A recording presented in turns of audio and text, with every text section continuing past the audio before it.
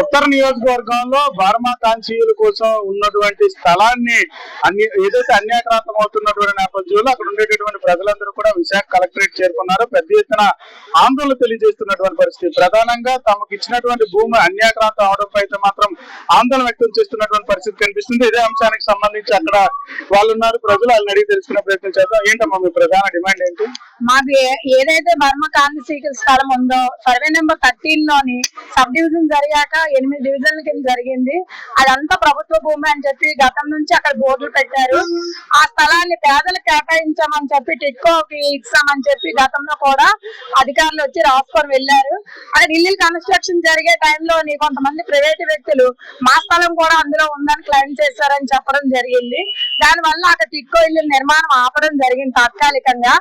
ఈ లోపు కొంతమంది బర్మా కాంచీయుల స్థలం అని చెప్పి అందులో అక్రమంగా ప్రైవేటు ప్రభుత్వ బోర్డు ఏదైతే పెట్టారో ఆ బోర్డుని తిరగేసి అందులో కొన్ని ఇల్లులు కట్టడం అనేది చేశారు.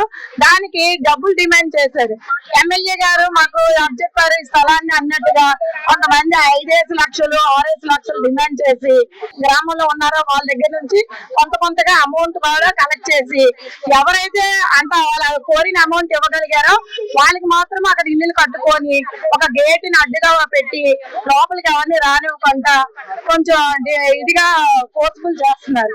దీని మీద మేము పోలీస్ ఫిర్యాదు చేసాం. ఎంఆర్ఓకి, ఆర్డీఓకి, కలెక్టర్ కి గత 3 నెలలుగా తిరగలేని ఆఫీసులు లేవు, ఇవ్వలేని కంప్లైంట్స్ లేవు.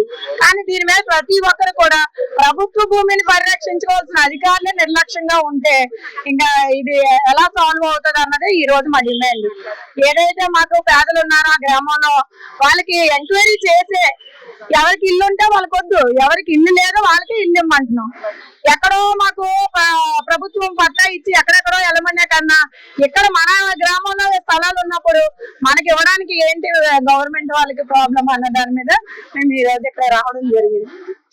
చెప్పండి మీ డిమాండ్. మా డిమాండ్ అంటే ఏం లేదు సార్, వాళ్ళు చెప్తున్న డిమాండ్ సార్. మా డిమాండ్ కూడా వాళ్ళు ఏమైతే చెప్పారో 164 ఇల్లు కట్టి ఇస్తామని చెప్పారు సార్. మాకు అదే వాళ్ళు చెప్తున్న ప్రకారంగా 164 ఇల్లు కట్టేసి ఇవ్వాలి.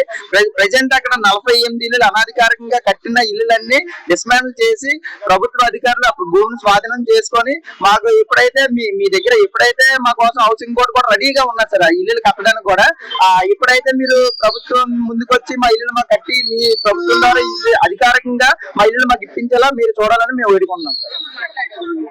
అయితే ఇప్పుడు అక్కడ ఎంతమంది ఉన్నారు? వాళ్ళది ఏమైనా డబ్బులు ఏమైనా డిమాండ్ చేసే పరిస్థితి సార్? అక్కడ లబ్ధి పొందిన వాళ్ళు అయితే 15 కుటుంబాలే సార్. 48 ఇల్లు కూడా 15 కుటుంబాలే పంచుకున్నాయి సార్. వాళ్ళు ఎలా పంచుకున్నారంటే 4 లక్షలకి 5 లక్షలకి తెలియని వ్యక్తులతో డబ్బులు కలెక్ట్ చేసుకుని 15 కుటుంబాలు పంచుకున్నాయి సార్. అయితే ఏదైతే ప్రభుత్వానికి సంబంధించినంత వరకు ఉన్నటువంటి భూమి నిరుపేదలు ఎవరైతే ఉన్నారో వాళ్ళకి ఇవ్వాల్సింది పోయి కేవలం అక్కడ ఉండేటటువంటి నాయకులు అండదండలతో అక్కడ సొమ్ము చేసుకుంటూ నిరుపేదలకి అన్యాయం చేస్తున్నారంటూ కూడా పెద్ద ఎత్తున ఆందోళన చేస్తున్నటువంటి పరిస్థితి కనిపిస్తా ఉంది.